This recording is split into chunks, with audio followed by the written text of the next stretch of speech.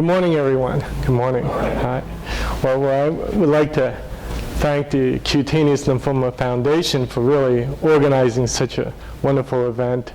And seeing patients, I always, we work on our own. I mean, we work with patients, but it's wonderful that we have an advocacy group that outside of, the clinic can provide support. And this event is one of those, and I'm glad that it's a successful event. And I want to thank Susan and the organization for providing this.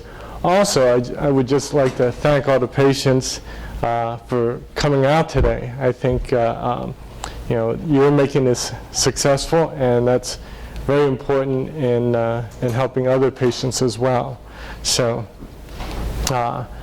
it's great to be here this morning. And also, I have people from the lab, and I'm really thrilled that we have good representation from Arkansas and UAMS. I'll be talking about diagnosis, staging, and prognosis. Okay, and we're coming from. I'm coming from Little Rock, Arkansas, not too far, about 100 some mile, a couple hours away.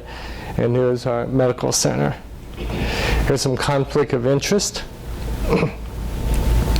So Dr. Proku gave a really wonderful overview, and I'll refer to some of his points during this presentation. Okay, but in stepping back and starting out, how do I think about cutaneous lymphoma? And that's just one subset, and because that's the largest group of lymphoma patients that we take care of.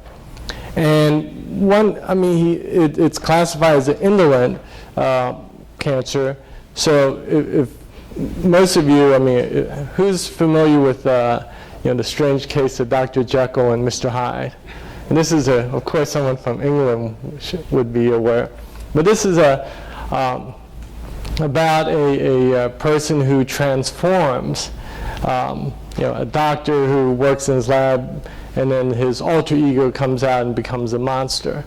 Well, I think of, for the most part, a lot of times cutaneous lymphoma or a lot of different skin lymphomas have that type of behavior, especially the indolent classification that Dr. Proku mentioned. It's indolent, we have ways to treat it, but a subset, can become the Mr. Hyde. They can be very aggressive, and this is a cancer, and people do die.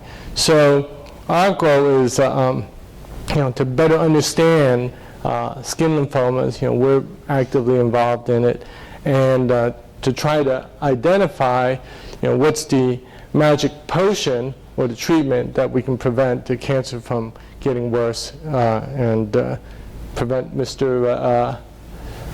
Dr. Jekyll from becoming Mr. Hyde. So that's my English literature for today. But otherwise, I'll be talking about overview of lymphomas, a little bit of overlap. I think there's a lot of information that Dr. Proku presented, and I'll just have a little bit of overlap. Clinical presentation, it's highly varied of the different types of skin lymphoma, diagnosing, staging, and prognosis. So, where do lymphomas come from? Dr. Proku outlined, all the different types, the immune cells. And so the skin lymphomas will come from B cells and T cells. So these are the cells, these are lymphocytes, and they come from the bone marrow. And these are the cells that can differentiate after, they mature either in the bone marrow or the thymus, that go out to the skin. Now, what are these cells doing in the skin? Well, normally, these are cells of the immune system, so they provide function to protect the skin, from infection, viruses, and whatnot. So if you have a break in the skin, here's normal skin without, any trauma. If you have a break, then what happens is you have sentinel cells, antigen-presenting cells that go to the lymph node and tell your immune cells, B cells and T cells, that you have an infection. It recruits these cells that come out to the skin and to fight off an infection. Afterwards, this should clear and your skin should be back to normal. Now, in a lot of different skin diseases, what happens is, you have some residual cells that are there that shouldn't be there.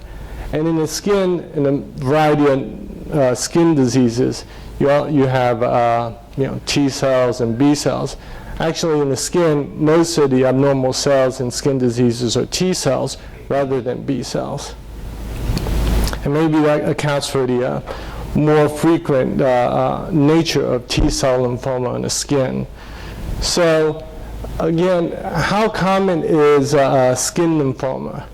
And Dr. Porcu went through the sort of the overview of lymphomas, in the body, and he said that there's about 80,000 lymphomas, per year in the U.S. And if you divide all the lymphomas, again, most are B-cell lymphomas that affect, the general population, and only a small subset are T-cell lymphoma. And these are mainly systemic. And then out of all the, the T-cell lymphoma and the B-cell lymphoma, how much, what's the frequency that shows up on the skin? And it's actually a low frequency, about 700, 800 new cases a year, and that adds up to about 1%. Most of the types of lymphoma that show up on the skin are T cells, so 70% are T cells, and it's only about 30% that are B-cell lymphomas. So here's the classification of lymphomas. It's a little redundant, and Dr. Porcu talked about how we divide up and classify lymphomas. It's important for us to treat and establish prognosis. So skin lymphomas can be B cells, and he talked about the different, sort of indolent lymphomas, and this is the red highlights the more aggressive ones. And I'm not going to focus the time on this too much because these are less common, again 30%, and these are relatively treatable. These, when they do present, they present as discrete lesions, so when we biopsy them, diagnosis is less of a challenge, so we're able to make the diagnosis and have treatment, and the outcomes, generally is good for the ones in blue. I'll focus more on the T-cell lymphomas. These are the ones that are a little bit more challenging, and the ones that he talked about are, the CD30 subset of lymphoproliferative disease, mycosis fungoides, Sézary syndrome. There are other T-cell lymphomas. Some of them are much more aggressive, and I'm not going to talk about these. They're very rare. And the majority of the T-cell lymphomas are the mycosis fungoides type. I think maybe I'm going to just mention briefly Sézary syndrome, and maybe Dr. Porcu can mention and talk more about that, since I'm not going to have as much on that section. So these are the major T-cell lymphomas that affect the skin. And T-cell lymphomas, one of the, it's in their nature that they can be highly variable. So that's why, they are a challenge to diagnose, and it often may take many years to make a diagnosis for a number of patients. And I think Susan experienced that. And I'll review, some of the reasons why. But here's we'll start off with, I mentioned the CD30 subset of lymphoproliferative disease, and these include the lymphomatoid papulosis and the CD30 anaplastic large cell lymphoma. These have a very discrete presentation, little lesions that they come and go. So especially for lymphomatoid papulosis. And this is a disease that's more indolent, and we really treat it based on the extent of symptoms. However, the pathology, makes it look like it's more aggressive, and that's the concerning thing. But we know patients with lymphomatoid papulosis have a more indolent chronic disease. Now, when you have the same cells in a single location that doesn't go away, that leads us to classify it as a cutaneous anaplastic large cell lymphoma. And there are lesions that are larger, do not go away in general, and will require treatment, whereas the lymphomatoid papulosis will go away. So the next group of T-cell lymphoma will be the mycosis fungoides subset with Sézary syndrome. And this, the presentation of this is a little bit more indolent. So here's our typical patients. They just have patches, could just be scaly lesions, and they have a variable morphology. So it is not distinctive a lot of times. Here's another patient or a couple other patients with different type of lesions. Can be very subtle, and they may not be very symptomatic. This is patches again. We call lesions that are flat as patches, and then as lesions get more raised, we call them plaques. So here's a patient with patches and plaques. And one of the challenges with mycosis fungoides is that we have lesions on the skin, but actually some of these may resemble other skin disease, and that's what makes it challenging. So, is this a lymphoma? It may look like what's on the right here. This is actually ringworm caused by fungal infection. Here's psoriasis, lichen planus, and eczema. So there can be a lot of other mimicker, and it's important to be able to distinguish between CTCL and some other mimickers of CTCL, actually. Okay. Well, the good thing is we've been studying CTCL for many years, and we've classified a subset with of patients with mycosis fungoides, and we've learned a lot about it, and we can distinguish it to a good degree. And so let's go back and look at some history and what we do know about mycosis fungoides.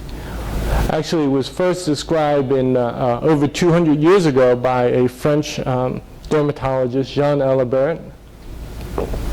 And here's his statistics: about 3% of non-Hodgkin's lymphoma. The incidence, once we make a diagnosis, across in the U.S. is about 0.4 to 0.9 per 100,000 patients.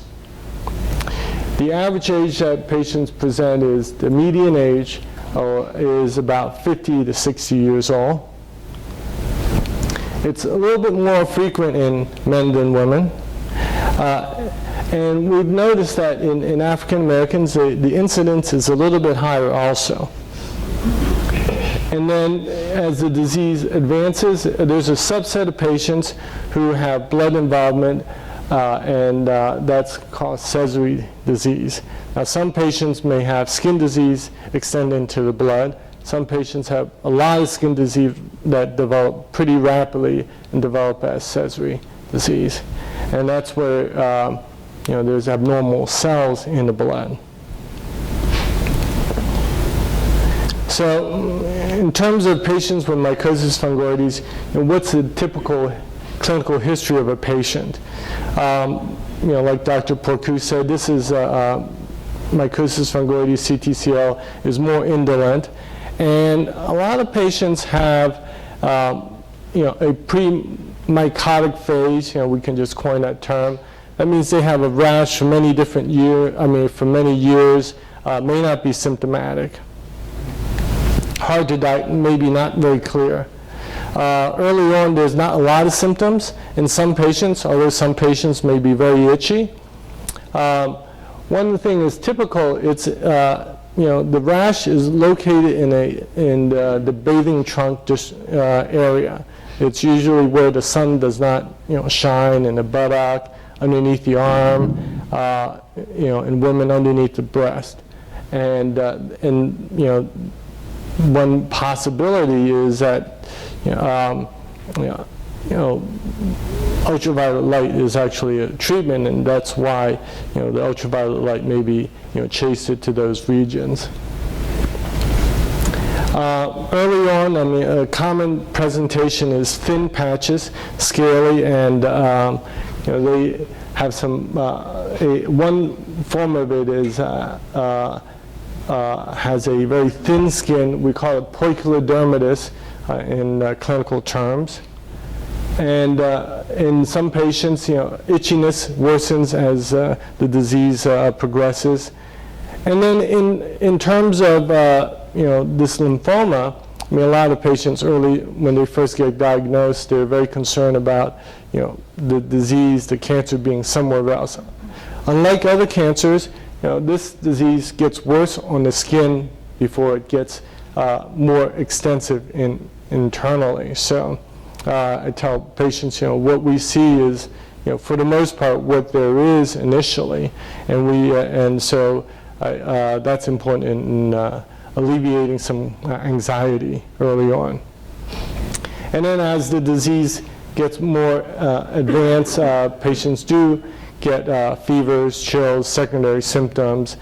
Infection is one of the complications of advanced disease.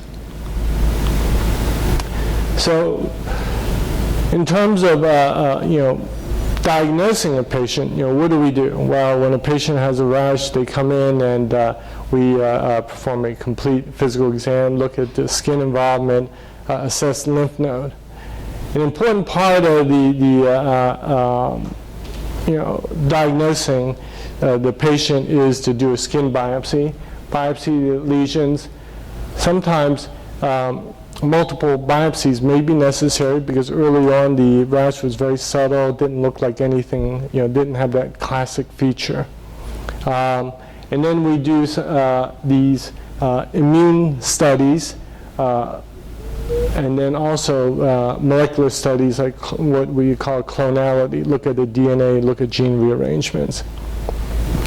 And then other studies that we do would be looking at the blood count, chemistry, liver function, LDH, Dr. Porcu mentioned that. And then we do flow cytometry in some patients who is, we suspect with blood involvement. In academic medical centers, we often do blood analysis for Sézary early on so that we can try to identify those subset of patients who may develop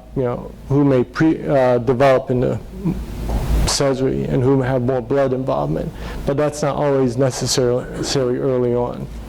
Now, for those, generally, we do not do imaging studies unless they have lymph node involvement or they have large tumors, and if that's the case, then we do imaging study. That's a PET CT to look for internal involvements.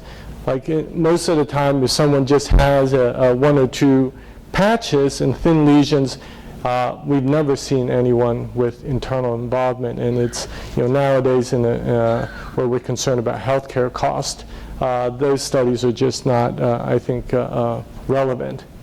And then again, in terms of doing lymph node biopsy, which is important in lymphoma studies, what Dr. Porcu probably does for his systemic lymphoma, in skin lymphoma, unless there's, or CTCL, unless there's a significant tumor involvement or unless we feel a lymph node, we do not do that.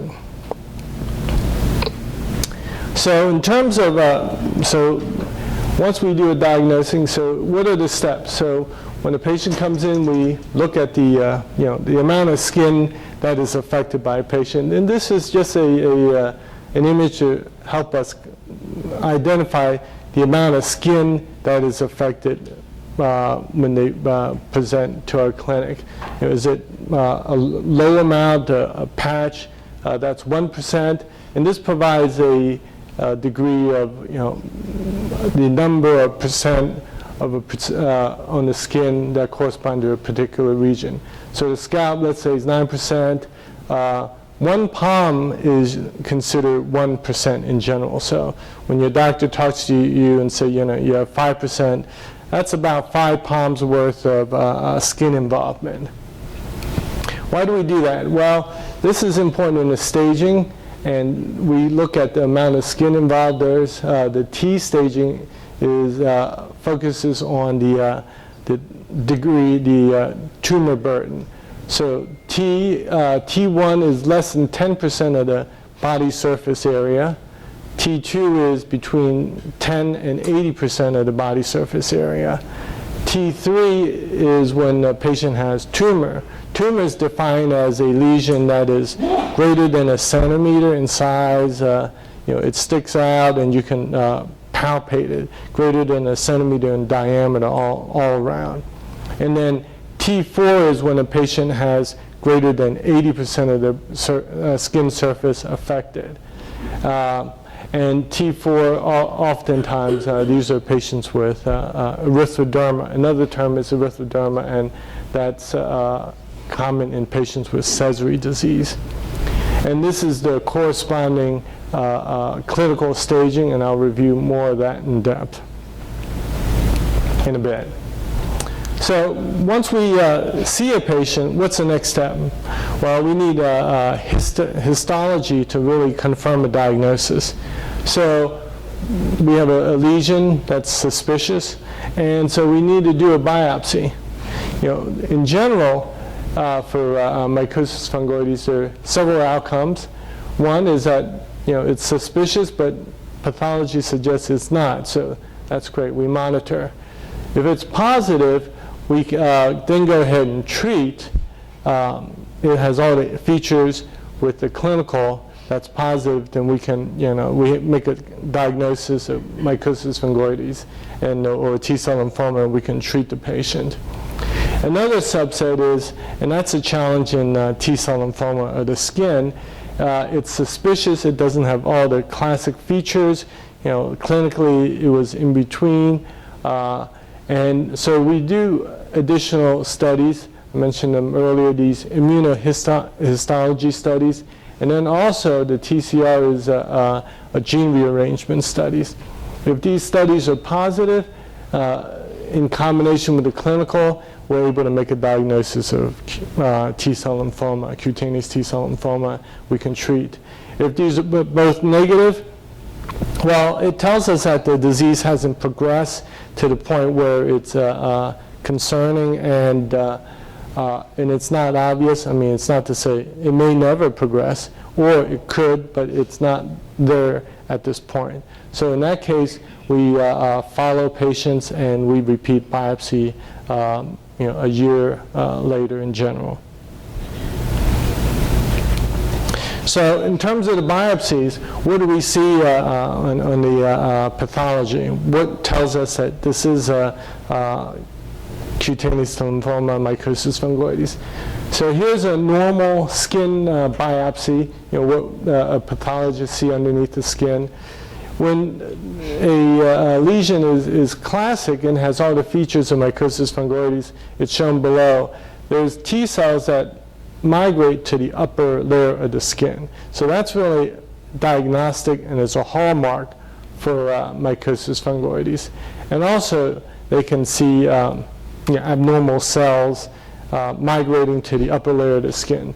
That's a diagnostic feature of for mycosis fungoides. Here are the terms that the pathologist will tell us so that we can make a diagnosis of mycosis fungoides. These include features of epidermal tropism, atypical lymphocytes in the skin. These little, what we call these halos would be Pultry's microabscesses. And then there are other diagnostic terms that pathologist will tell us to help confirm a diagnosis. Now, if the pathology is not completely normal, but we don't have all the features we would like to see, we now have more, sort of detailed studies, molecular immunohistology studies to help us make a diagnosis. T cells are defined by a marker called CD4, and these are surface markers on top of these lymphocytes that decorate the cell. And we can identify these markers to help us determine whether a cell is in the epidermis, is a T cell. So these are, so T cell receptor, and it has CD3, and these T cells, and the type of cell that mycosis fungoides is typically a CD4 T cell. So we can mark these cells and see that, yes, the infiltrate, or the cells, the abnormal cells in the skin, are CD4 T cells, and they're in an abnormal location, and that can be helpful for us to make a diagnosis. And then also a feature of mycosis fungoides, or CTCL, is that these abnormal cells lose markers too. So we use normal markers, but also we look for loss of immune markers to help us make a diagnosis. Also, in addition to using immune markers, if the histology is not completely specific, we now have molecular markers. So we use clonality and molecular analysis to help us make a diagnosis of mycosis fungoides, or T-cell lymphoma. And one of the features, cancers are clonal proliferation. What that means is that these originate from one T cell that decided to grow on its own. So they all actually are theoretically identical. So T cells in the skin, in normal skin, will have many different T cell receptors.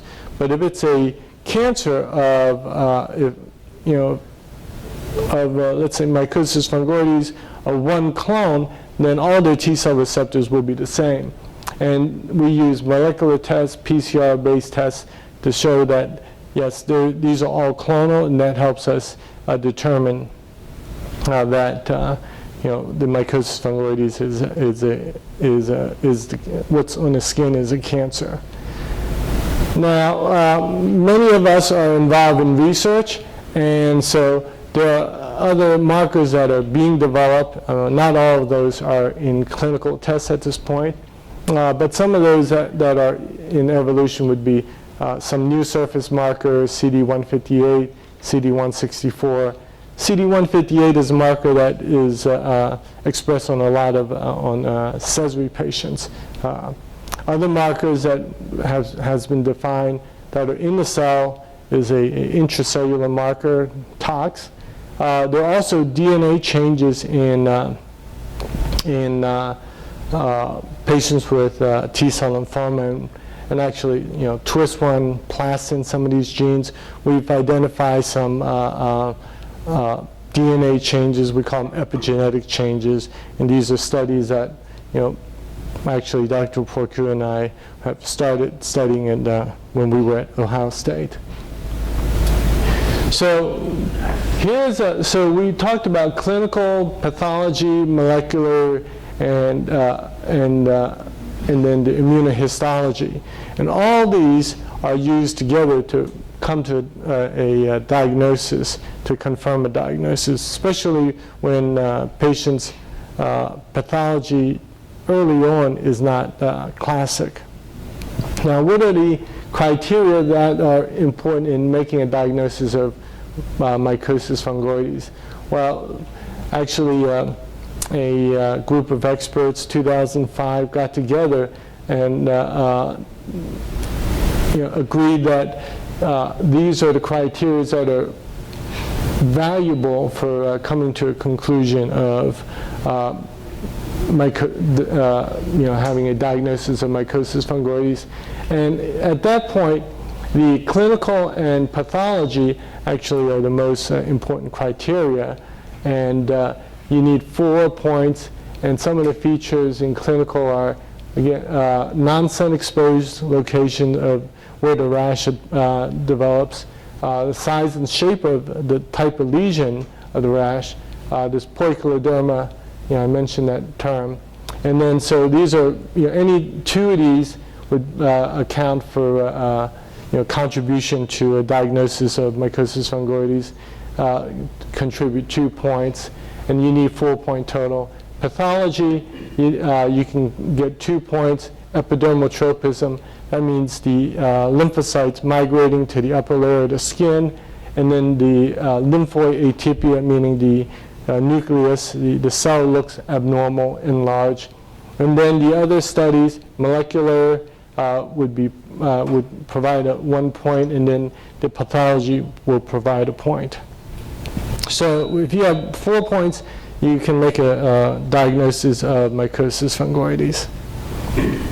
So once you have a diagnosis, the next step is to stage a patient. Dr. Porcu mentioned, we need to stage a patient to plan for treatment, and also provides prognosis. What are the criteria that are important for staging a patient? Here, the criteria are mainly the extent of skin involvement. So we have stage 1 to 4, that's a clinical staging, and stage 1 is, denotes really just skin localized involvement, less than 10% of the skin involved, or greater than 10, and this is the corresponding the TNM classification. TNM is tumor nodes metastases. For staging patients with skin lymphoma, generally, it's mainly the degree of skin involvement. So it's T1, T2 to T4. Again, and, I mentioned the corresponding T earlier. Stage 2 is tumor. Stage 3 is erythroderma. And then stage 4 is where patients have involvement beyond the skin, with some lymph node involvement or potentially blood involvement. So here's some examples just to give you an idea of what we mean when you have stage 1 and what are the types of lesions that a patient may have. Here's we talk about patches, so they're thin. We really can't palpate them. And then plaques are lesions that we can palpate, generally less than 1 millimeter in thickness.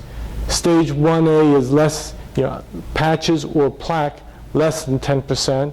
Stage 1B is, and T2 is greater than 10%. And then in patients with more advanced lesions, T3, they will have tumors. And these are lesions greater than 1 centimeter in size. For example, in this patient, and then also in the body.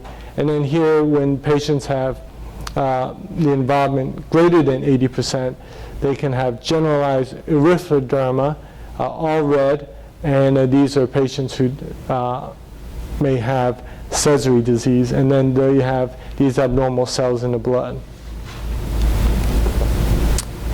Now, so that's the staging of skin of the mycosis fungoides. I'll just talk about a couple other variants that we do see, and lymphocytes in the skin can cause the skin to look in a many variable presentation. And so besides the typical lesions, this is the type of typical lesions that we talk about arcuate, plaque, and patches. But in certain individuals, it can cause loss of pigmentation, so hypopigmentation. This is a hypopigmented lesion, more common in dark-skinned individual. We call it hypopigmented MF. Here's an individual where these abnormal cells infiltrate into the hair follicles, and that causes follicular mycosis fungoides. It causes pustules in their lesions. So it becomes more more thicker. These lesions generally have more symptoms, and has a more aggressive course. And then there are other variants of T-cell lymphoma, and that can show up on the skin. Small, medium, pleomorphic CD4 T-cell. This is a subset that generally is more discrete, and fortunately, this subset is more indolent than mycosis fungoides. And then the T cells can cause other reaction patterns in the skin. So it can be, it can cause a granulomatous type pattern also, and that has a distinctive histologic clinical pattern too. It causes laxity, of the skin. So we, talk about staging of the patients. So what's the distribution of patients at each stage, and how common are each,